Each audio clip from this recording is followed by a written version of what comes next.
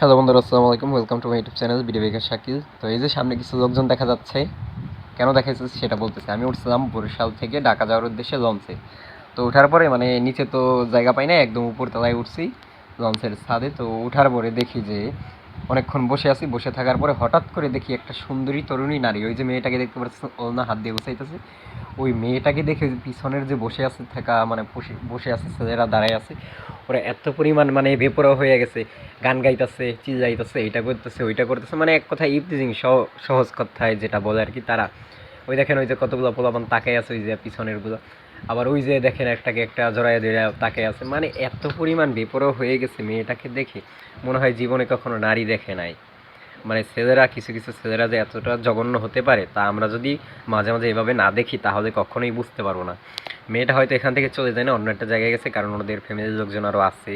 তো যাই হোক, ছেলে মানুষ ভাই, তোমরাও কিছুটা ভালো হইতে হবে, নাহলে তো সমাজটা ভালো হবে না।